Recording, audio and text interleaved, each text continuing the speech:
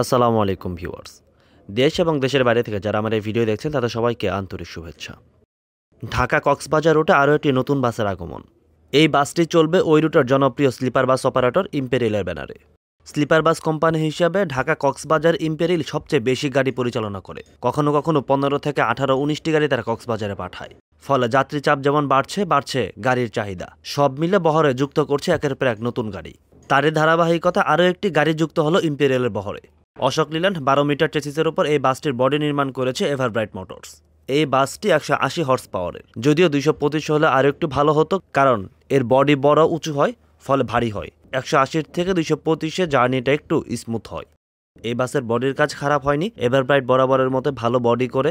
আর এই পেইন্টের বাস ইম্পেরিয়ালের কাছে এর আগেও আছে, সেম পেইন্টই দেওয়া হয়েছে এই বাসে। সব মিলে সম্ভবত এই পেইন্টের 3টি বাস ইম্পেরিয়ালের ব্যানারে যুক্ত হলো। আপনারা যখন এই ভিডিওটি দেখছেন ততক্ষণে এই বাস কিন্তু ছেড়ে গেছে ঢাকা থেকে কক্সবাজারের উদ্দেশ্যে উদ্বোধনী ট্রিপ নিয়ে। বৃহস্পতিবার এই বাসটি রাজধানীর গাবতলী থেকে ছাড়ে, আর আজ শুক্রবার রাতে এই বাসটি কক্সবাজার থেকে ঢাকায় ফিরবে।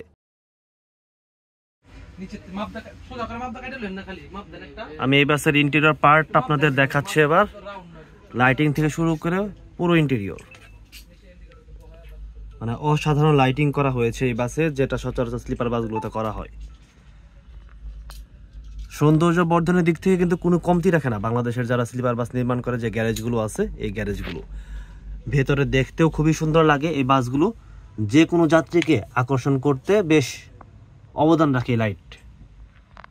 আমি যদি কেবিন দেখাই আপনাদের, এটা হচ্ছে ডাবল কেবিন, ফ্ল্যাট সিট, একদম নতুন বাস। এখনো পর্যন্ত ট্রিপে যাওয়ার জন্য প্রস্তুত করা হচ্ছে, বালিশ টালিশ কোনো কিছু দেওয়া হয়নি। তবে এই বাসে একটা কোল বালিশের পাশাপাশি 2টি বালিশ, এটি হচ্ছে ডাবল কেবিন। এখানে জুতার বক্স দেখতে পাচ্ছেন, ভেতরে লাইট আছে, রিডিং লাইট, এসির ভেন্ট, ওখানে সুইচ দেখতে পাচ্ছেন। এই সুইচের সাহায্যে আপনারা লাইটগুলো অন অফ করতে পারবেন। চার্জিং পোর্ট, এটা হচ্ছে কালো যেটা দেখতে পাচ্ছেন, এটা হচ্ছে চার্জিং পোর্ট। এই সিঙ্গেল কেবিন একই অবস্থা, এটি একজনের জন্য। এখানেও সব ধরনের ফ্যাসিলিটি আছে। ফ্ল্যাট বেড, বর্তমানে ফ্ল্যাট বেডের বেশ চল আছে। অধিকাংশ যাত্রী ফ্ল্যাট বেডগুলোই পছন্দ করেন, কারণ পিঠ বাঁকা করে ভ্রমণ করাটা একটু কষ্টদায়ক।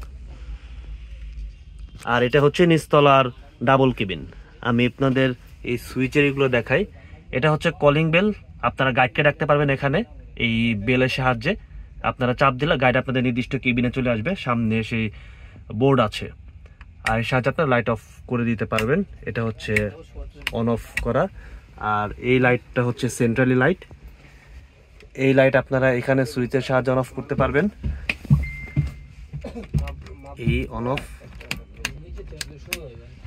এখানেও চার্জের পোর্ট আছে, এটি নতুন মনে হচ্ছে আমার কাছে। আর এগুলো হচ্ছে এসির ভেন্ট বা এসির নব, এগুলো আপনারা আপনাদের মতো করে অন অফ করে রাখতে পারবেন।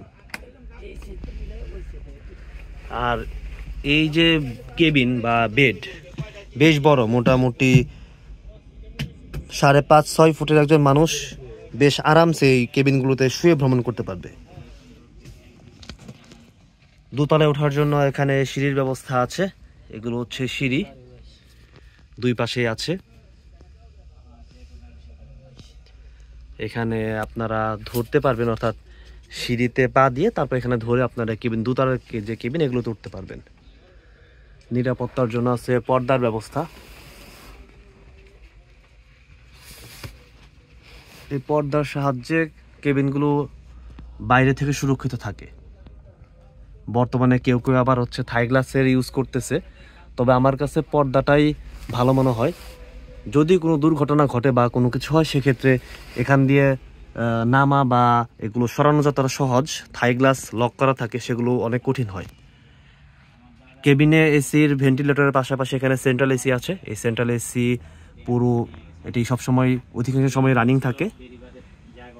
আর ভেতরের যে বাতাস বা গন্ধ যেগুলোই বলি না কেন, বের করার জন্য এই ফ্যানের ব্যবস্থা আছে। এখানে একটি আছে, আর একদম পেছনে। এই হচ্ছে ইম্পেরিয়ালের নতুন বাস, বেশ সুন্দর একটি বাস বানিয়েছে। ঢাকা চট্টগ্রাম কক্সবাজার রোডে চলাচল করবে। বাংলাদেশে যে চেসিসের উপর এখন বডি বানাচ্ছে অধিকাংশ অশোক লিল্যান্ড, আবার মার্সিডিজ বেঞ্জ ওয়েভ 16-তে শেয়ার সাসপেনশনের উপর এখন এসি বানানোর বা স্লিপার বানানোর একটি চল শুরু হয়েছে। তবে যেটাই বলি না কেন, সামনে যদি ভালো মানের যে চেসিস, রেয়ার ইঞ্জিন বা হচ্ছে দামি চেসিস, এগুলোর উপর স্লিপার বানানো সবচেয়ে ভালো এবং সেগুলোতে ভ্রমণ করা অনেক আরামদায়ক। কিন্তু বাংলাদেশে এগুলো এখনো পর্যন্ত খুব একটা চলমান নেই, অর্থাৎ পর্যাপ্ত না। অধিকাংশ মালিকই বর্তমান বাজারে আর সাহস করছেন না দামি বাসগুলো আনার। এই কারণে যাত্রীরাও স্লিপারের দিকে ঝুঁকছেন।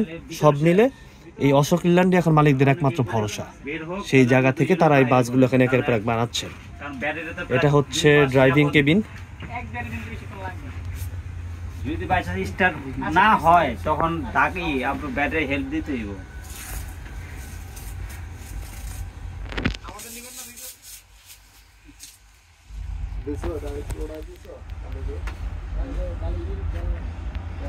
এখানে বাসের গাইড আছেন, যিনি আজকে উদ্বোধনী ট্রিপ নিয়ে যাবেন ঢাকা থেকে কক্সবাজারে। আপনার নামটা একটু বলবেন ভাই? আমার নাম মোহাম্মদ মিঠুন। আপনি আজকে উদ্বোধনী ট্রিপ নিয়ে যাবেন? উদ্বোধনী ট্রিপ নিয়ে যাবো আমি আজকে ঢাকা থেকে কক্সবাজার। আপনাদের জন্য শুভকামনা থাকলো। Thank you. খুব অল্প সময়ের মধ্যে ইম্পেরিয়াল এক্সপ্রেস বেশ ভালো একটি অবস্থান তৈরি করেছে এই পরিবহন সেক্টরে। তারা এখন চেষ্টা করছে বহরে ভালো ব্র্যান্ডের কিছু গাড়ি যুক্ত করার। তাদের বহরে একসময় হাইগারের মতো গাড়ি চলেছে হিনো RM2, আনকায়ের মতো গাড়ি। যদিও সেগুলো এখন আর নেই, পুরোপুরি অশোক লেল্যান্ডের ফ্লিট দিয়ে তারা স্লিপার বাসগুলো চালাচ্ছে। তবে চেষ্টা করছে ভালো ব্র্যান্ডের গাড়ি বহরে যুক্ত করার। এটি যদি ইম্পেরিয়াল এক্সপ্রেস করতে পারে তাহলে তাদের ব্র্যান্ড ভ্যালু আরও বেড়ে যাবে। তাদের জন্য শুভকামনা জানিয়ে এবারের মতো এখানে শেষ করছি। ভালো থাকবেন, সুস্থ থাকবেন। ধন্যবাদ সবাইকে।